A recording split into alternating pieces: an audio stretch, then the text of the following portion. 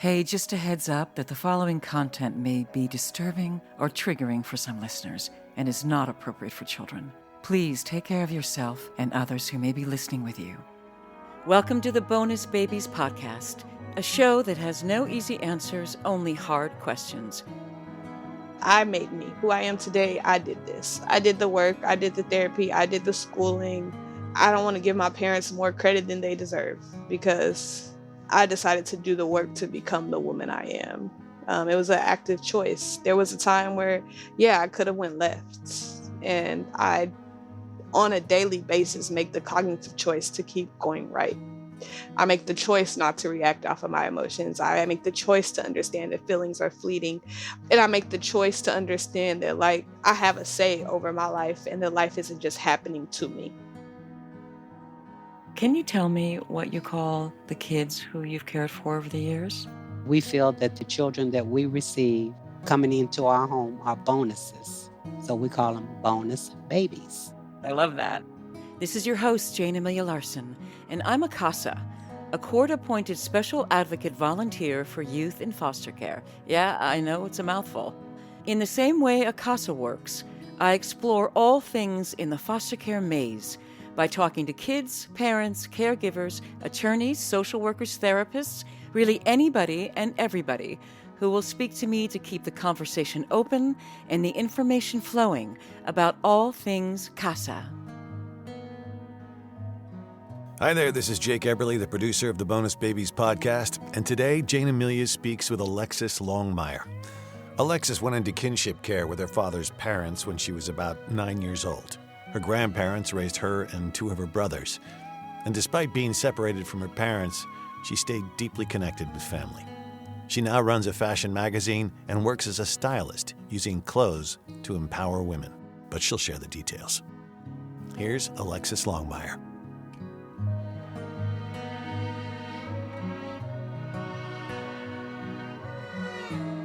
Wow, I'm here with Alexis Longmire. Finally, Alexis, hello.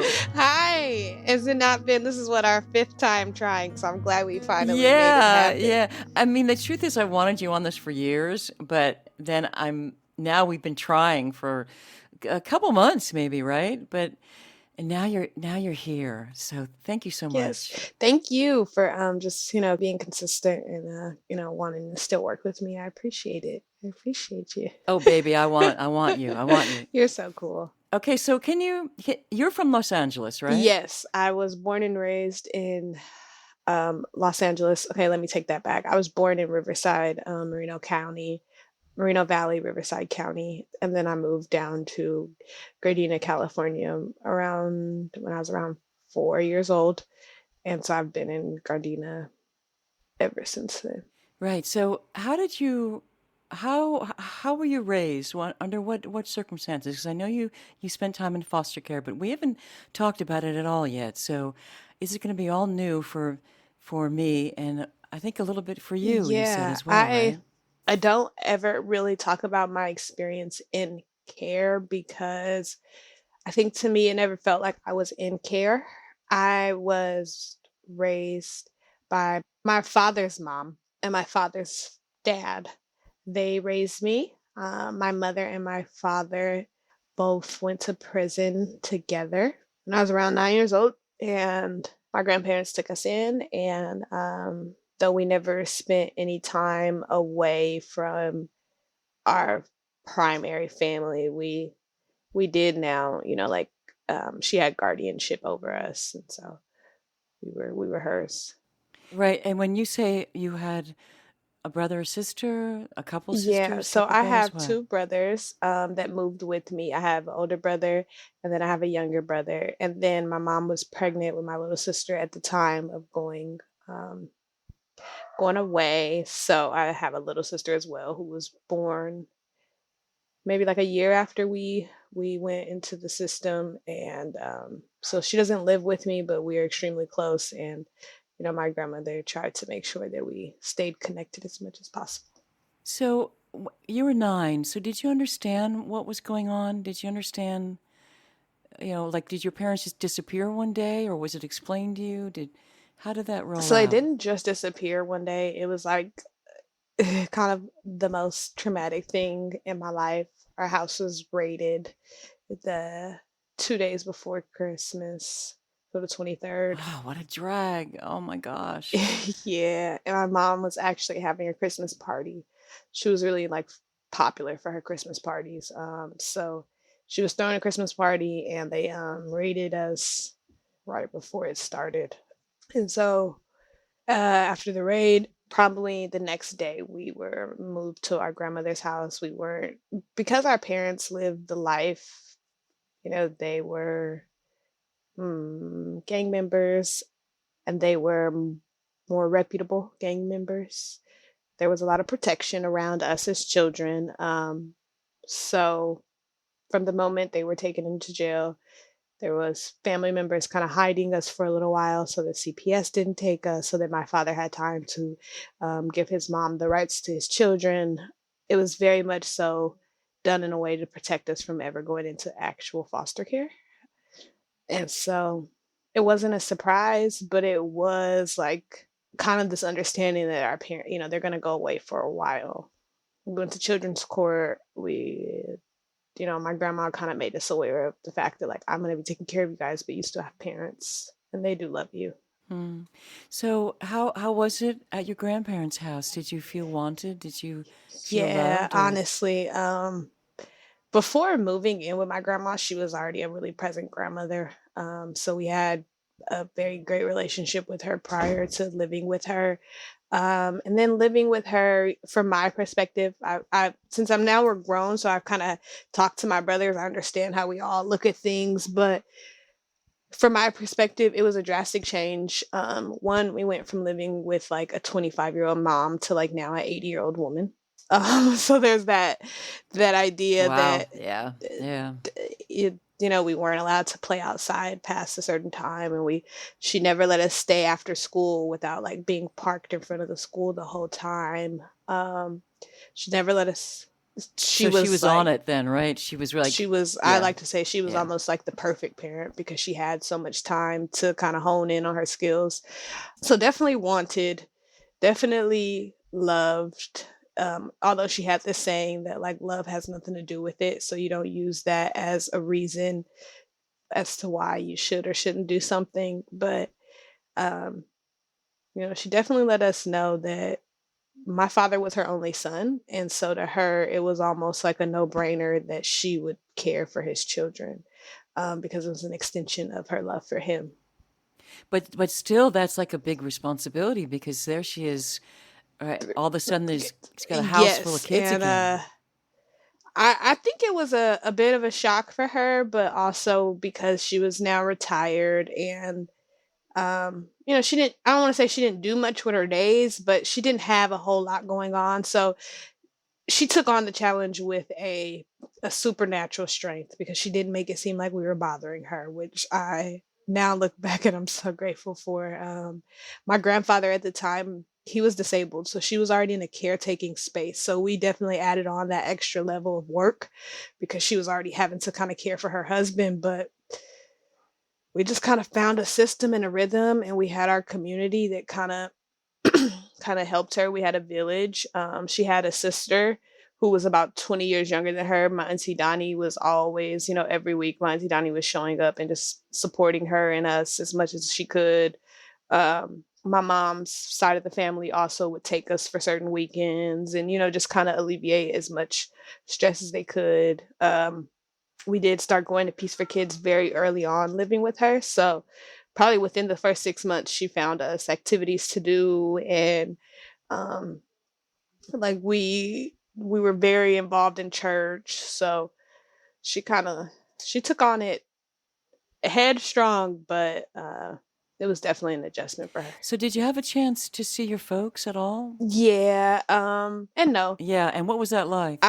So you mean my family, or like my mom and my dad? Your mom and your dad. So Yeah. my grandmother made it a thing that we were to see our mother at least like once a year, if not, once every other year. She We have my aunt who takes care of my little sister. Um She was younger at the time, so she would be the one to kind of drive us out to the prison to see my mom, but making sure that my mom saw her children and spoke to us every day, as much as she possibly could. And then my father, um, we saw him once within the 10 years that he was behind.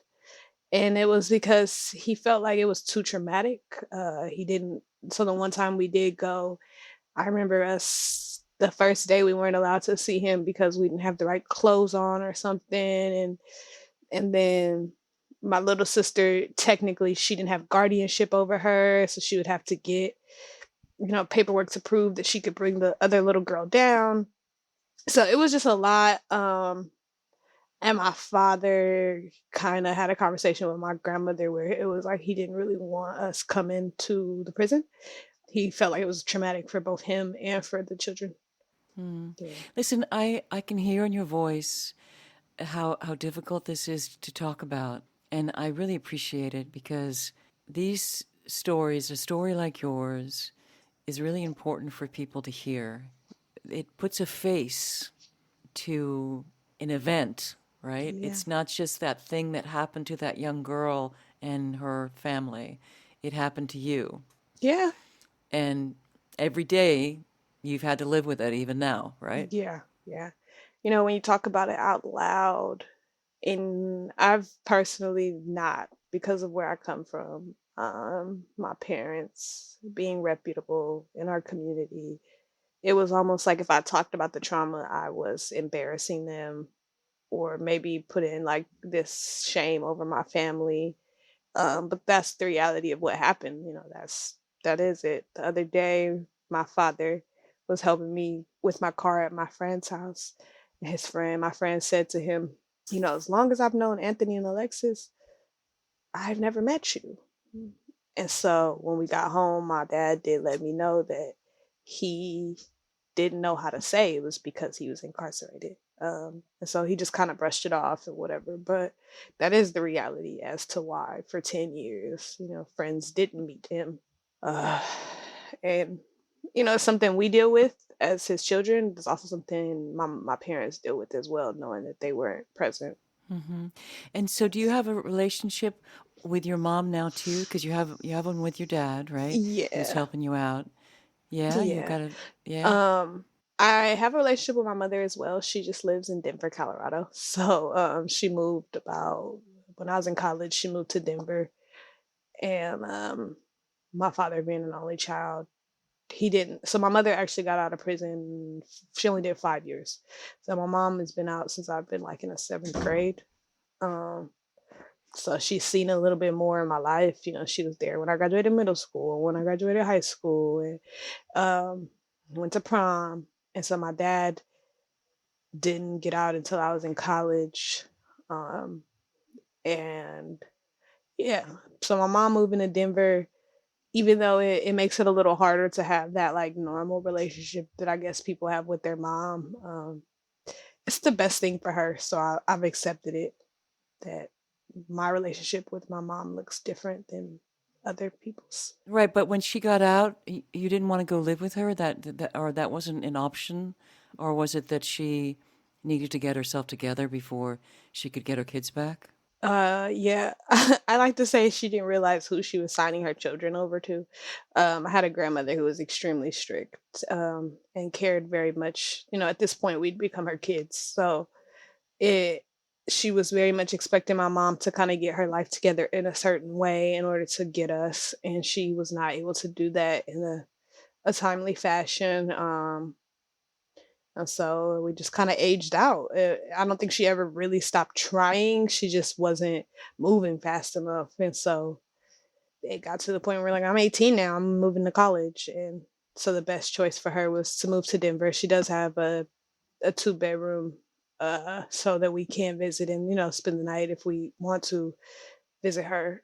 But no, she lived with me for a little while, but, that was still hard because I like to tell people, like, I don't, even though my grandmother was my grandma and she was acting as my parent, it's hard when you don't have like parents telling you what to do or taking on that like role, and then they come back and they're like, I'm your mom. And it's like, Like, no, you're well, not. not really, kind of not, maybe, not really.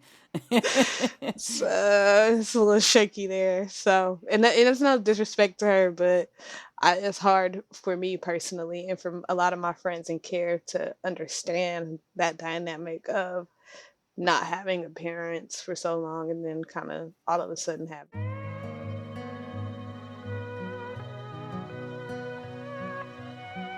Right, so what happened in school? Did your classmates, did they know that your parents weren't around? No, so No, that was kept in no. something you kept really private, right? Yeah. I mean, when my mom came back, I was in the seventh grade. So she became more present, but there was I remember maybe in the eighth grade getting an award for like hardship. And I remember being pulled into the office. I was notoriously known, Janie, as like the person who gave other people answers to cheat. I just wanted them to be able to get pass the test too. Okay, so you were that girl, huh? I was a Helping girl. everybody out? And so when people were like, "What'd you get in trouble for?" I got in trouble for that, and I remember getting called into an office and them kind of being like letting me know they knew the depths of my circumstances. They were going to give me like an award for it for excelling still. And I'd had little like attitude problems, and there's days that were just a little more hard, but overall I was excelling educationally. It was always somewhere my peers kind of were able to look up to intellectually, and they asked me if when they gave the award if they could share my background, and I said hell no. I was like, no thank you, you can give me the money though. And so when they gave me the award, they didn't say nothing. They just said, like, it's a hard kind of like for kids who excel during hardship. And I remember after that ceremony, everybody was like, what are they talking about? And I was like, I don't know. Like, kind of just like brushed it off. I can't say that there was very many friends I had growing up that knew the depths of what I was experiencing because nobody lived like me. There's like outside of the friends I had from Peace for Kids, absolutely no one at school. At least they didn't let on that this was the experience they were living. Most of my friends came from two parent households, or their parents were actively picking them up and dropping them off for school. So, and I saw that. So I didn't have that comfortability to let them know what was going on. And then also, my biggest, I never wanted anybody to use what I was going through against me because that was like the biggest trigger for me. And that's when I feared they're like, okay, maybe now I'm gonna have to go to jail because that's when I'm gonna be extra aggressive. Just felt like it wasn't necessary to tell because kids are nasty and kids are mean, and I didn't want to have to put myself in a position to defend my mom, my dad, or myself. So did you feel like you were living a double life a little bit? Yeah. Hmm. That's hard, Definitely. right? That's really hard because you have all this stuff inside and you really can't share it with anybody. No. I mean, on Saturdays at Peace for Kids, that's when I felt like my two lives kind of came together. That's where it began to, like, oh, there's kids who are going through what I'm going through. I don't see them every day, but there's that relatability where I'm able to kind of merge. Um, and then at church too, I think. So I feel like the weekends were was I was able to be who I really was, and then at school, I was like masking a lot. Yeah, that's a hard thing for a kid, to have to wear that mask like all day, right? Yeah. And yeah. So when your mom got out or when your dad got out, did you ever have a conversation with them about like what it was like for you when they were gone? My parents aren't like open people like that. My mom is a lot more open minded, so she's definitely dealt with the grunt of how I feel. There's been times we weren't speaking because of whatever else, or just kind of letting her know. My mom's very aware, actually. Um, she hasn't shied away from the fact that she knows she messed up. Um, my father, you know, and this is all with love, but my dad is the head honcho. People move when he speaks. So he doesn't really, even if he feels it, he's never let me know. He's never opened up. Um, and when I have said things, they may have come off in a more spiteful way than a way where he can receive them. So to him, it's like, you know, I was married to the game first. I was in the game. My dad is 65 years old. So he was already like 40 when my little brother was born. So he'd had so much life before he had kids that, he was like, I was just kind of living my life. And then, he got caught up. But it almost to him is like came with the territory of who he was. It was a part of his reality of knowing that like one day I may have to sit down. And I think for him, that's why he didn't have children so late. Like he didn't have children for the first 35 years of his reckless life.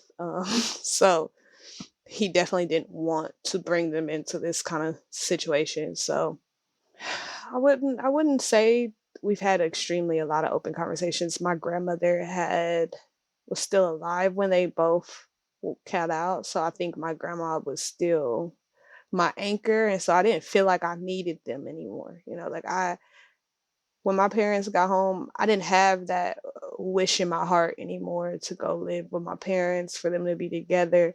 I liked the way my life was with my grandma. It was safe, it was scheduled, it was predictable.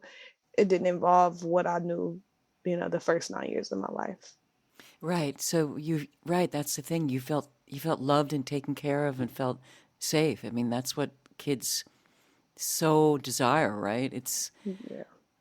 like she's going to be there when you go home. She's going to be picking you up at school. She's going to be taking you to church.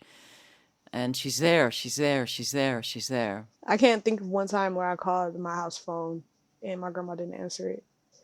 I'm being honest with you, Jane, there's not one time I think that I called my grandma and she did not answer me. Wow, that's Um, like phenomenal.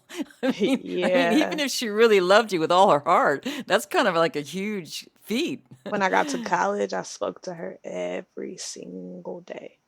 Oh, There you wasn't missed her, huh? Oh, yeah. We were friends at that. We became she became like kind of my best friend. So, when you go with someone when you're 9 years old and they start to, I want to say she kind of groomed me, right?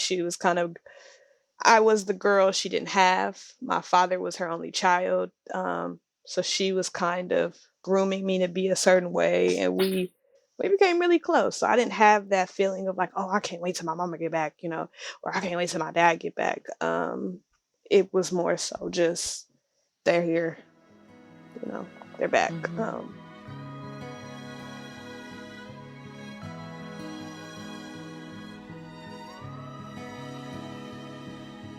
Who encouraged you to go to college? Was it she that brought it up, or school because you were doing so well? She did, but my mother, the first 9 years of my life, my mom was a great mom. Um, she was on it. I like to say that a lot of the trauma that came from her family, she didn't bring it with her. So unfortunately, she did have to go to prison, and that catapulted her life in a different way. But as far as like verbal language, the way, she made sure we did our homework on time. She was very present as a parent, and she was actually very smart. So the idea kind of started there. She would tell me things like, "You're gonna go to Spelman," and I think she was trying to like my mom had her first child when she was 18. So by the time she was 26, she had 4 kids. Wow, wow, wow, wow, wow. And then she goes to prison. And so she's just a little girl realistically going to prison. And I think my mom at first, she kind of was telling me she had an idea for the future of me, of what she wasn't going to be able to do. And so she would say stuff like, "You're going to go to Spelman always." 'Cause she wanted me to go to this all black elite school for women. And then when I moved with my grandmother has a undergraduate degree from UCLA and then a master's degree from USC. So Wow, wow, yeah, wow, and wow. her sisters end up going to UCLA, her nieces end up going to UCLA. education was, it was a reality for her. It wasn't what my mom saw as a dream for her. It was like, yeah, all you got to do is do it. That's an interesting distinction that you're making, that for your mom it was a dream, but for your grandmom it was a reality. It was what you did. Yeah, yeah, So definitely. where'd you end up going to school? University of Arizona. Aha. Wow. Nice one. Yeah. That's good. I had got into UCLA and I went to visit for a weekend because my grandmother wanted me to kind of follow her, go to her alma mater. And I didn't. I went to University of Arizona. So You want to get out of the state, right? yeah, I was done with them people. And I think I just wanted to create a legacy that was my own, it wasn't connected to anything that my family had going on. Because even, to have a grandmother that says like, I have a master's degree from USC, there was a lot. I was competing against a big legacy, right? I didn't want to have to feel like I needed to go to prestigious school or get a certain grade. I just knew I wanted to go to college. I actually wanted to go to fashion school at first. She told me no, she wasn't going to pay for a trade school. Trade school, huh? Yeah, she didn't come from that era where women got trades. They worked in public health. They were doctors. They were attorneys. There was that kind of administration piece. The men went to school to get trades. Men were carpenters and they worked on cars, but women, she's 80 years old at this point. So the way she thinks obviously is completely different than the way I think. And then for her, it was largely about the accreditation. So I wasn't able to go to a historically black school because she was worried that the accreditation of the school would, because of her experience in Black America, her idea was just like, I don't even want you to have to worry about what comes with Blackness. So you just go to a white school. White schools are never going to lose funding. White schools are not going to lose their accreditation. But fashion schools and Black schools, they might. Wow. Okay, so I want to talk about your interest in fashion, but first I want to let you know, I don't think I've ever, you probably don't realize this, but before I ever met you, I heard your name a lot at Peace for Kids. And it was always spoken with admiration and almost reverence and terrific warmth. So you made a huge impression on all your people at Peace for Kids. Did you realize that? Not a lot, but I know the impact that Peace for Kids has had on me. I've went back now as an adult and I've seen it a little bit where, there's some youth that are kind of looking at me a little strange because there's this idea of who I was and who I am. And not strange in a bad way, but just this, curious as to who she is. Yeah, who's she? Right. Yeah. So, and, Zaid really stepped up as one of the father figures in our lives. So I owe Peace for Kids nothing but thanks. I don't think they can ever understand what they were able to do for this little family. Yeah. All right, so tell me about your love of fashion. How did that start? Like, were you a little girl? Did it hit you when you were at college or what? How did that roll out? So my mom was extremely creative. Like, she can draw, she can paint, she can do anything artistically. And when I was young, I was with my mom a lot because I was the only girl at the time.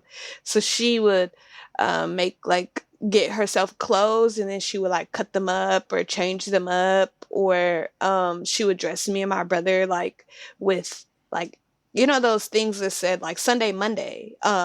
And so we would have on a sweatsuit that said Sunday and then your undershirt with a Sunday on it. And then she was so methodical about the way I was going to say methodical. That's what she sounds, super methodical.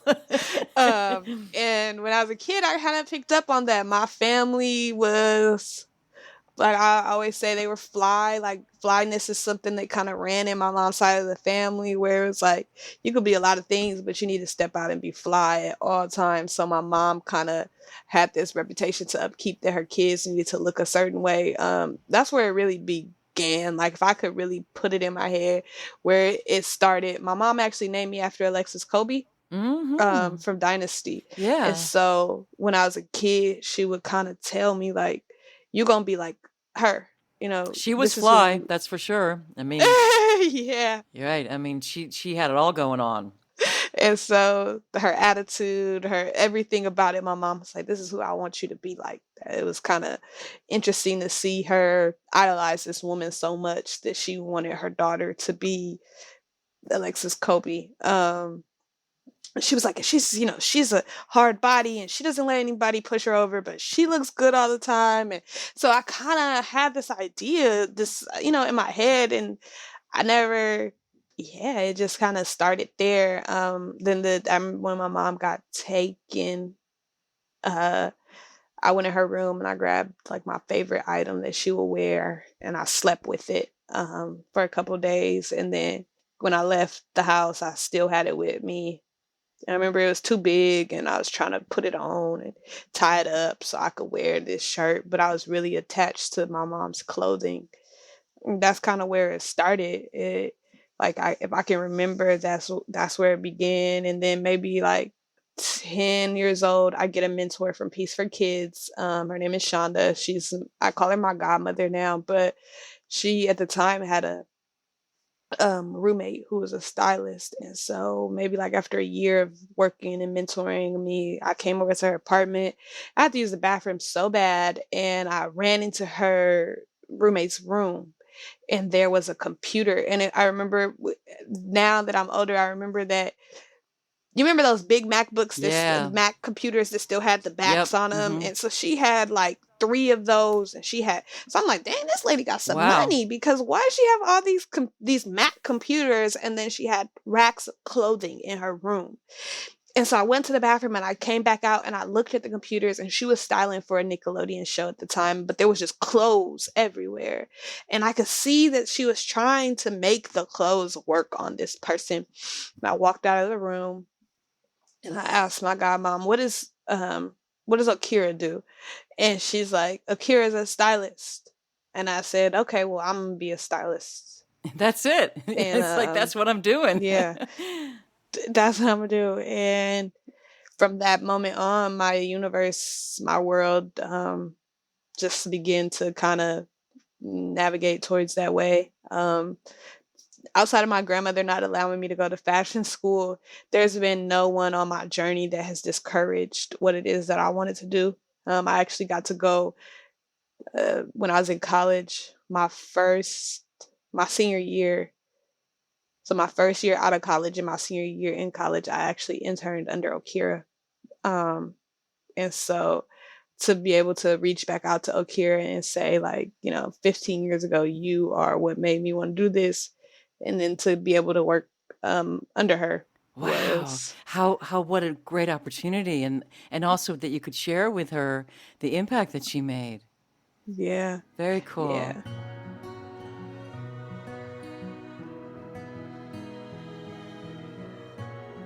So you're an entrepreneur. You have your own business as well. Yes, So that's hard, right? But also, yeah, right. I know it's hard. I mean, that's, I was actually talking to my little brother yesterday, who's my very best friend. But when I applied to college, I applied to business schools.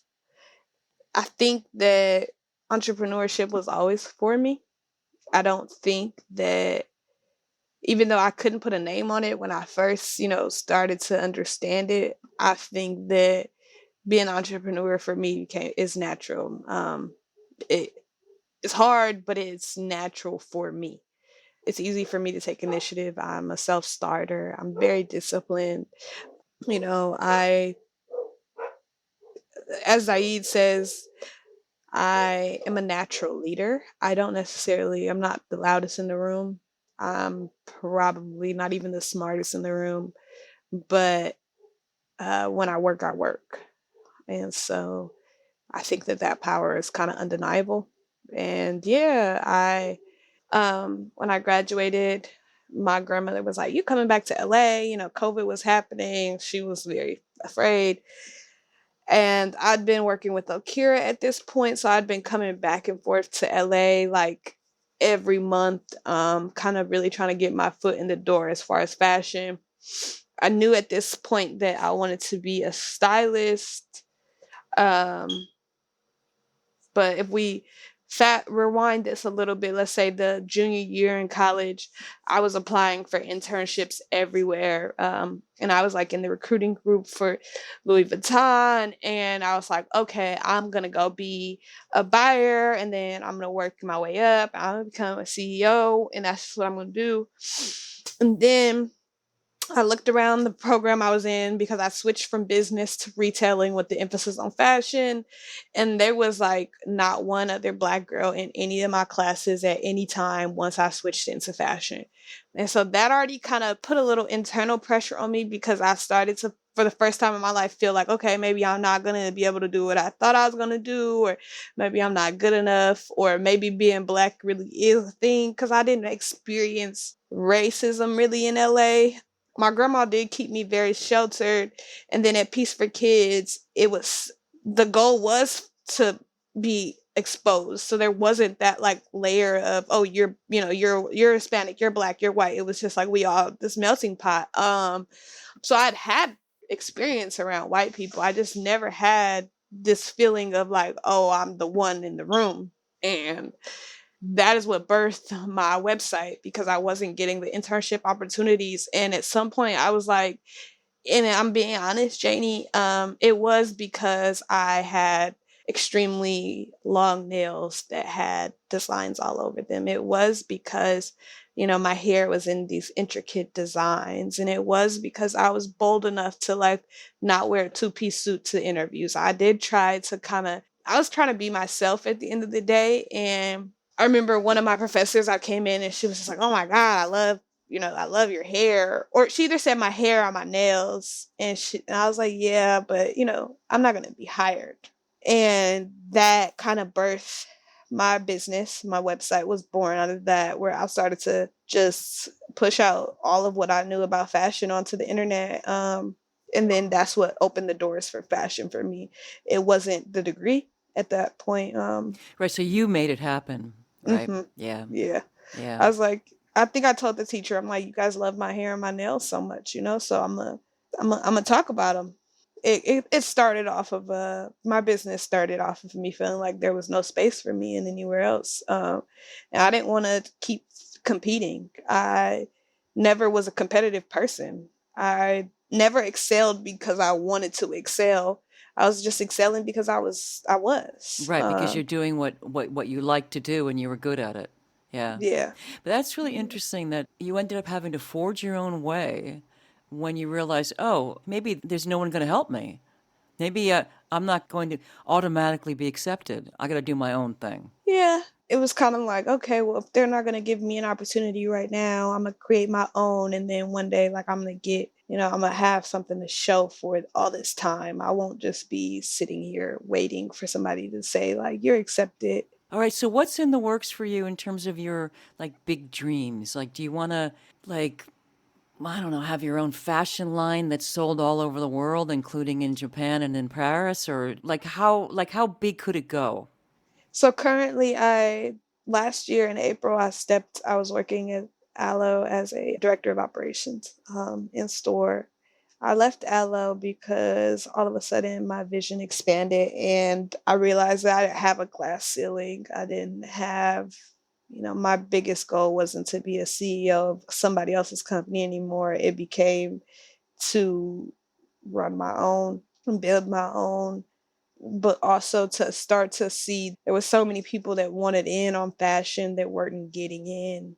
And it wasn't because they weren't talented, it wasn't because they weren't working, but the truth is fashion runs a lot off of nepotism. I sometimes feel like because I'm Black, I can't speak on certain issues because it just kind of points this finger that, oh, it's racism or, whatever. And it's not about that. It genuinely is about this being an industry that like, you can't intern for free. Most people can't do that, but fashion, that's what they're going to offer you.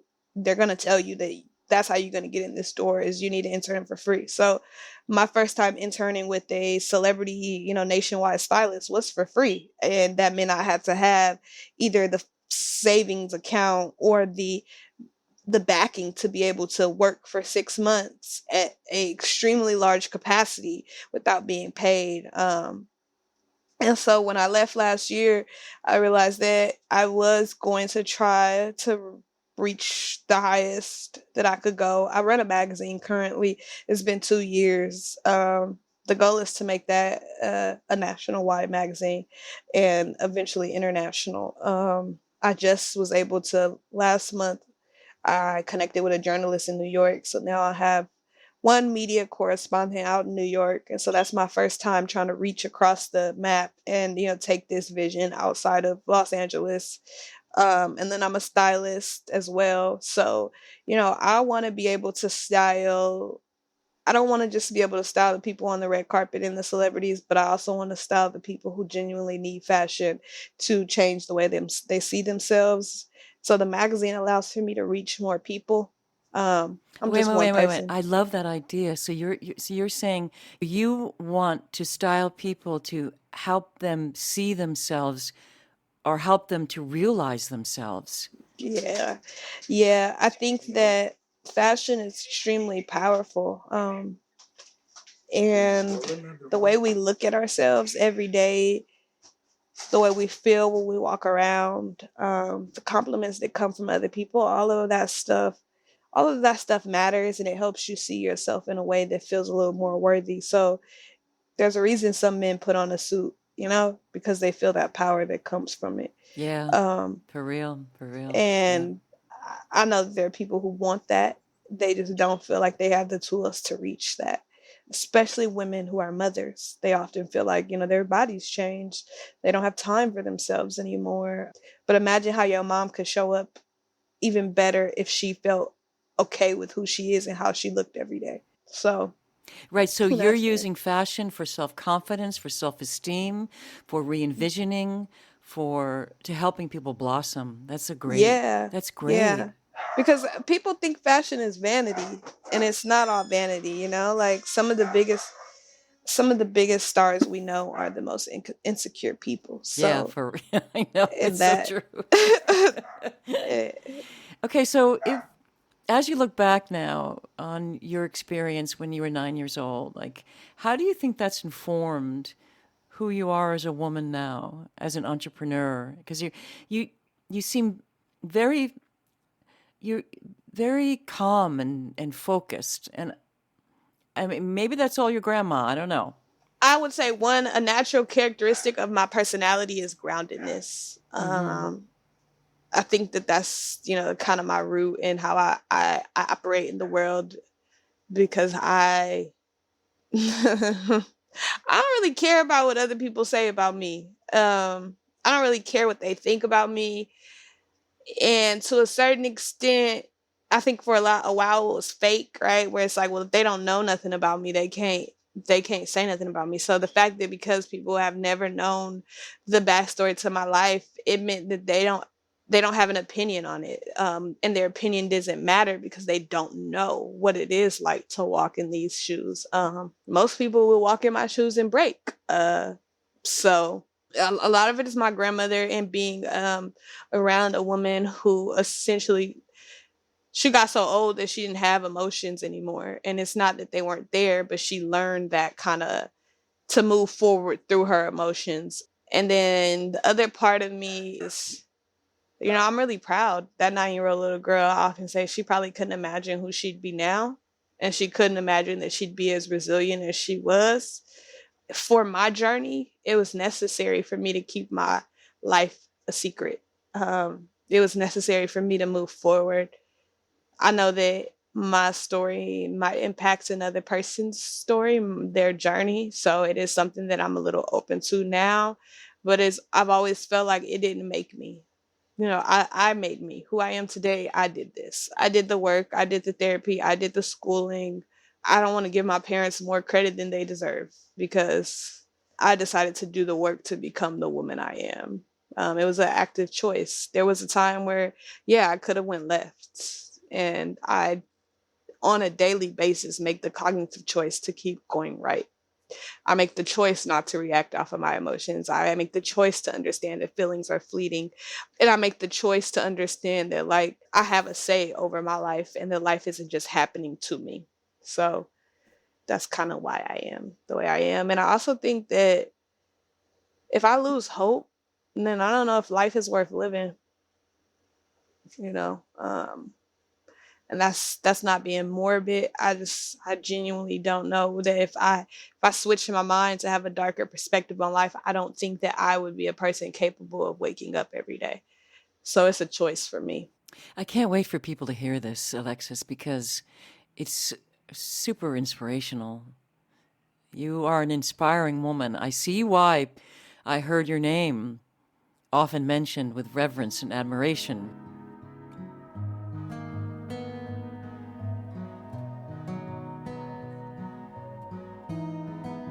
Here's my last question for you. What is the one thing that no one would ever know about you unless you told them? If I don't, I s- I am alone often because it's the safest I feel. I feel safest with myself. Um, so I think sometimes people are like, "Oh, she's a little distant," or maybe she's busy. But the reality is, I need a lot of alone time to process my own mental health. People think I'm extremely capable, and the reality is that there's a lot of times where I don't feel that capacity, that capability, whatever you want to call it. And so, I self isolate a lot. I self isolate so that I can kind of decide exactly what I am feeling and how to process things. It is a form of depression, so it's something that I'm working on, but I'm getting better at it. I don't think most people see that part of me. Um, but it has to do with safety. At the end of the day, if I don't feel safe, I can't really function. I don't even like people to touch me. How about that? Like hugs is still something. Trying to understand that, like, why hugs are a greeting is bewildering to me, because why would someone's body against my body be like a safe action? It's those are thoughts that I have that it's hard for me to explain to other people because they almost think I'm crazy. But I don't want to get massages because why would being naked with strangers be safe? Like there's safety really like moves a lot of my world and Wow, really? distorts my mentality a little bit sometimes. Yeah, but you've learned how to take care of yourself, right? Yeah, yeah. So, Alexis, is there anything else you'd like to add for that you want people to hear? I think I just want more grace. Um, Honestly, for myself, uh, I feel like because there is this level of admiration that people have for me, they haven't ever seen me as a person. They just see me as, this amazing girl who's overcome so much, and look how much she excels, and look how she keeps going. Um, but they don't see the little girl who sits in the closet and prays for 30 minutes that she can just get up and walk outside the door. And a lot of times they don't want to see that person. They don't want to talk about that. So I guess as I grow and my community changes, I just want to be able to be given grace, like I give everybody else grace, and understand that, like, I'm not a robot. And I'm still learning. I'm still growing, and I truly don't have it all together like everyone thinks. So stop putting that on me. Don't yeah, don't put that on me. Don't put the idea that I'm so great above the fact that I'm a human. You hear that, people? Don't put that on her. Hey, thank you, Alexis. Thank you so much. Thank you, Janie. Thank you so much.